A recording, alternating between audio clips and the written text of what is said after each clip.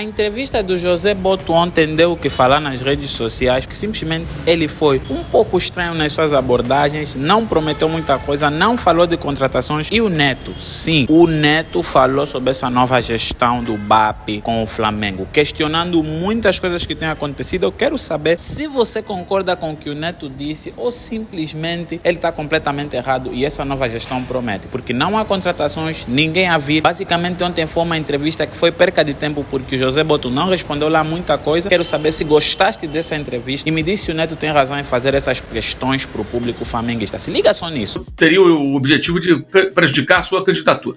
Pois é, nos 4 primeiros dias úteis de 2025, ou seja, os primeiros dias úteis da gestão dele de fato, com o presidente do poder, o Flamengo demitiu dezenas de pessoas. Já tem perto de 50, 40, 50 pessoas. Todo o departamento médico, praticamente, com exceção de 1, 2 personagens, foi demitido. Todo.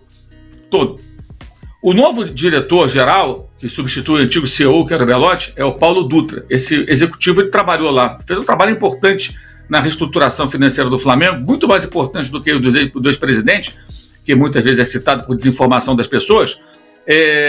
Ele sai em um dado momento para trabalhar numa empresa porque recebeu uma proposta, mas ele voltou agora ao Flamengo. O Paulo Dutra, ele teve o quê? 2 dias? 1 dia? 3 dias? Para avaliar esses funcionários? As demissões na parte administrativa, em setores específicos do Flamengo, são vários, ou no passado por ele, ou ele mal teve tempo de avaliar esse pessoal. E aí tem torcedor que acha, não, o departamento médico era ruim. Era ruim por quê? Porque o jogador se machuca? Se machuca por quê? Porque o departamento médico é ruim? Ou porque o calendário é péssimo? Ou porque, como vocês falavam do Neymar, eventualmente o jogador também não se cuidou? Ou porque foi uma fatalidade? Ou porque o gramado é ruim? É culpa do nutricionista? É culpa do fisioterapeuta? É culpa... O Casal estava falando, o fisioterapeuta funciona se o jogador se dedicar. É culpa do atleta, dos profissionais ou do nosso futebol? Demitiram todo mundo praticamente. Tá? Não sobrou praticamente ninguém. Né? Então, por que isso? Houve uma mudança no comando do departamento médico, saiu o Tanuri, que era muito questionado. Né? Eu não estou dizendo aqui que ele não possa ser questionado, pelo contrário, entrou o Zé Luiz Runco, que já foi médico do Flamengo há muitos anos. E todo mundo saiu. E em vários setores saíram diferentes profissionais do Flamengo. Uma coisa é você fazer ajustes em setores que não estão funcionando, um ou outro personagem que não está funcionando. O cargo de confiança, a gente entende, você tem um cargo de confiança, mudou o poder, a tendência é você ser substituído por alguém da confiança de quem está assumindo, a gente sabe disso. Mas não é o caso. Em diferentes níveis hierárquicos dentro do clube, houve demissão. Então... Primeiro que o presidente prometeu em campanha. Está gravado, está lá o vídeo, está lá no blog, está aí o UOL. E aí, de repente, ele manda esse pessoal todo embora. Já não é legal. E contratou alguns sócios como gerentes, são 4, gerente e diretor, 4 ao todo, que foram apoiadores de sua campanha. E tem vídeo também no meu blog da campanha no qual eles aparecem ali declarando apoio ao presidente. Então, o cara apoia, é sócio e vira funcionário. Isso é legal. E aí, na entrevista que o BAP me concedeu via WhatsApp, ele disse, não, o Flamengo não tem compliance. Tem, eu coloco, inclusive, o link para a pessoa acessar lá o compliance do Flamengo no meu blog. Então, houve o problema da demissão, e aí tem, paralelamente, uma outra questão, que são as mudanças que o Runco está fazendo, ou seja, todo o departamento de futebol foi eliminado, praticamente, pouca gente sobreviveu. Por exemplo, eles tiraram o nutricionista de performance. O pessoal está confundindo. Não é o nutricionista ou a nutricionista que trabalha com o refeitório. É o que trabalha com o elenco, viaja com o elenco. Quando o jogador está com aquela barrinha ali, chupando aquele saquinho ali de proteína e tudo, aqueles elementos que eles consomem durante o jogo, no intervalo, né? É o nutricionista de performance que faz aquele acompanhamento, que fornece aquilo para os caras. É um cara que dá apoio para o atleta no jogo. Gente, o mundo inteiro tem isso. Ora bolas. Então são caras que fazem um papel bem específico para a manutenção das condições físicas e a alimentação do atleta antes, durante e depois do jogo. Essa função foi a priori eliminada. Pode ser que volte atrás, que eu já apurei e escrevi no blog, que alguns jogadores, ao saberem da novidade, mesmo antes de voltar das férias, já se manifestaram que, peraí, como assim? E aí tem uma situação que é bem curiosa, mas que ilustra bem, que é um bastidor que a gente apurou, que é o fato de existir dentro do CT do Flamengo uma mesa de fute-mesa. A mesa de fute-mesa, para quem não sabe, é mais ou menos uma mesa de ping-pong, um pouco curvada, né? Onde você joga ping-pong com a bola de futebol, e sem raquete, e sim com os pés. Né? E os jogadores gostam disso. O Neymar, que vocês estavam falando, adora isso. Até eu ilustrei o post com uma foto do Neymar jogando esse negócio aí. E eles usam no aquecimento e tudo mais. O novo diretor médico teria chegado no local, viu aquilo ali e perguntou: o que é isso? Aí perguntou ao fisioterapeuta: para que serve isso aqui? O fisioterapeuta: não, para nada. Do ponto de vista da fisioterapia, para nada. Então tira. O Boto, quando soube, fala: não, mantém. Porque o Boto sabe que os jogadores gostam daquilo. Para que ele vai arrumar uma encrenca já, ficar criando pelo em ovo? Então, existem, claro, choques de ideia, e tem uma entrevista que foi concedida a um blog chamado Fora do Jogo, há alguns meses, pelo Zé Luiz Runco, em que ele coloca em dúvida, primeiro ele discorda, é um trecho muito importante, ele discorda dos jogadores serem poupados, preservados, ele acha que o jogador tem que jogar. Bem, o futebol mudou muito, né? Muito físico, a gente sabe, discutimos muito sobre isso. Esse é um ponto. E o outro que ele coloca até em discussão, quase que em dúvida, ele coloca na berlinda, digamos assim, muitos dos recursos que são utilizados hoje para acelerar a recuperação, prevenir lesões, etc. É o contrário do que o BAP falou na posse. Eu ponho até o link para o discurso de posse dele, né, no meu blog, onde ele fala de minutagem, de formação de elenco, dos cuidados, e isso teria feito parte, ele fala isso na sua apresentação na posse, que foi dia 18 de dezembro, da conversa com o Boto. Porque a gente é óbvio, o Boto é um profissional do futebol, não quer profissionalização. Você vai ter um diretor executivo que fala: isso aqui não serve, essa ferramenta para curar o jogador é bobagem, aquilo ali, não, isso é besteira, isso aí não previne lesão nenhuma, joga no lixo, essa mesa aqui não serve também. Gente, isso não é profissionalismo, isso é uma volta ao passado. Então o Flamengo podia adotar o Fred Flintstone, então, como seu novo mascote.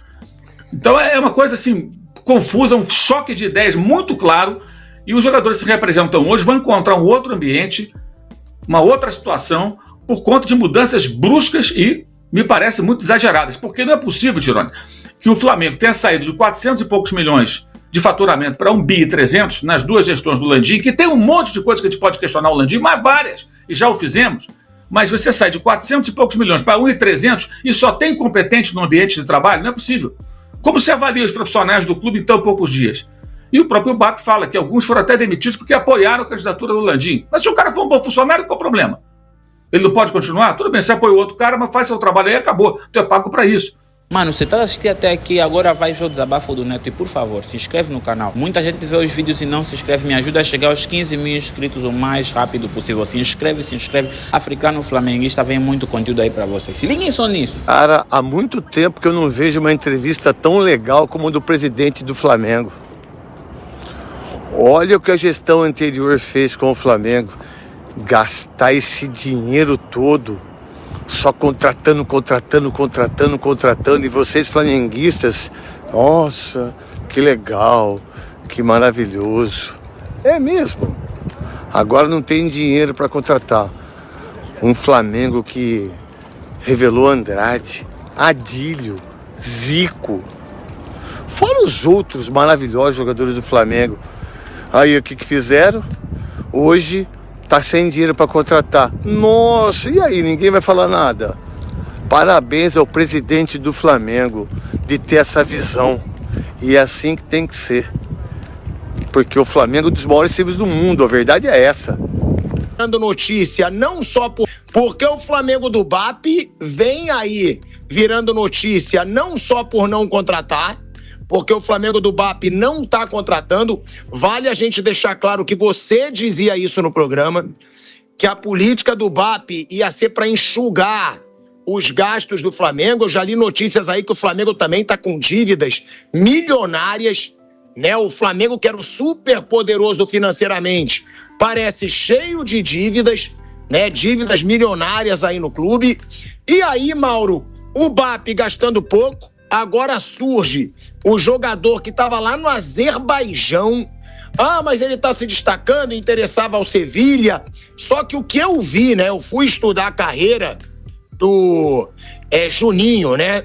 Do Juninho do Karabag, lá do Azerbaijão. O cara nunca passou por um grande clube, né? Ele tem 28 anos, saiu da base do Atlético Paranaense, passou por clubes de Portugal, clubes pequenos de Portugal, e estava jogando no Azerbaijão. É aquilo, pode ser que tenha despontado tarde, pode ser que renda no Flamengo, pode, mas é um nome que ninguém conhece. Deixando bem claro aqui, ninguém no Brasil sabe quem é esse cara. Pode ser a nova política, né, do Boto, que é revelar jogadores desconhecidos e mais baratos, mas é um risco.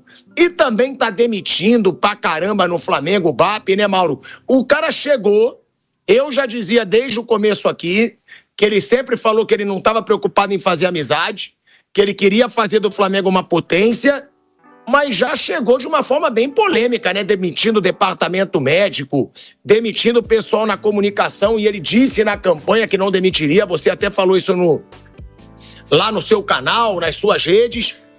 O que falar, Mauro, desse começo do BAP e desse nome bem desconhecido no futebol brasileiro que pode chegar para o ataque do Flamengo? Boa tarde também, Flávio Prado, Bruninho Prado.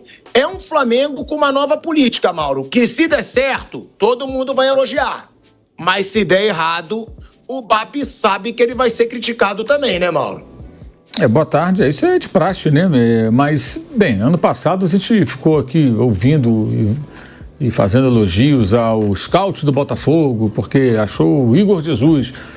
Bem, para falar desse tipo de jogador, tem que esperar para ver, né? Não é um jogador tão caro, né? Coisa de 4 milhões de euros deverá ser, algo em torno de 4, 5 milhões.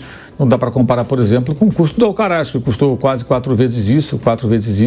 O Pedro custou 14, Cebolinha custou 13, 14, o De La Cruz 15, 16. Então, é um jogador muito mais barato, e aí tem que ver qual a qualidade dele, característica. O Felipe Luiz observou, gosta.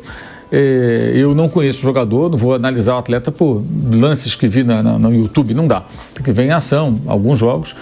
Alguns colegas que trabalham, como Cristiano Oliveira, que é analista de desempenho, já assistiu 6 jogos inteiros do cara e gostou. Então, vai esperar para ver. Mas essa é uma política que já estava anunciada. O Flamengo não precisa de muitas contratações e não tem hoje como sua prioridade, nisso aí eu acho que a gestão do BAP está certa, fazer investimentos milionários no jogador de futebol. Já tem um elenco caro, contratou muito no ano passado. Essa carência para o centroavante é muito em função da lesão do Pedro, que só volta dentro de mais alguns meses. Então, é uma tentativa. E foi trazido o Boto como gestor do departamento de futebol e um cara de scout, justamente com o intuito de que ele possa apontar, junto com o próprio Felipe Luiz, com as pessoas do clube, para nomes que sejam interessantes, úteis e não sejam tão caros. Quando o Kleber Leite trouxe o Emerson Sheik para o Flamengo, ninguém conhecia. Ele era Emerson. Aí quando ele veio lá do Oriente Médio, ele virou Sheik. Aqui ele ganhou um apelido, aqui no Brasil, no Rio de Janeiro.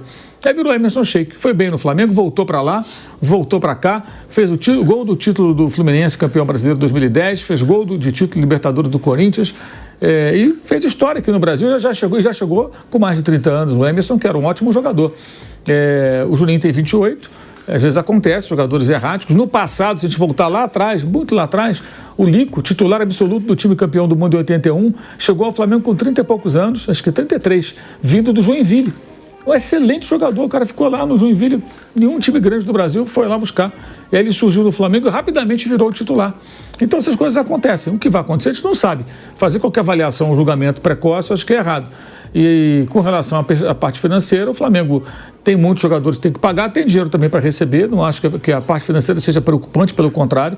O clube tem uma situação boa, mas não tem hoje como esbanjar, porque contratou muito no ano passado e teve a compra do terreno, que drenou quase que a totalidade das economias, né, do que o Flamengo tinha em caixa. O Flamengo tinha quase 200 milhões de reais em caixa. Enquanto outros clubes devem uma fortuna, o Flamengo tinha dinheiro em caixa. E as dívidas super controladas. Que dívida que as pessoas não entendem. Você não vai eliminar uma dívida se você a tem controlada dentro do seu fluxo e você está pagando as parcelas. Você não vai antecipar. Você vai fazer o que? Você vai pagar aquilo ali seguindo e vai fazer com que a roda gire e tenha um caixa para qualquer emergência. Esse caixa ele foi quase zerado na compra do terreno. E o desafio é construir o estádio. Numa condição como essa, ele não tem mesmo que fazer grandes investimentos. Nisso aí está certíssimo, certíssimo. As outras questões a gente vai falando durante o programa, como a questão das demissões, a promessa que ele fez antes de se eleger, né, antes do pleito, antes da eleição, e também essa desmontagem do departamento médico, praticamente, que foi uma coisa muito questionável, né? Mas a gente vai falando sobre isso no decorrer do programa.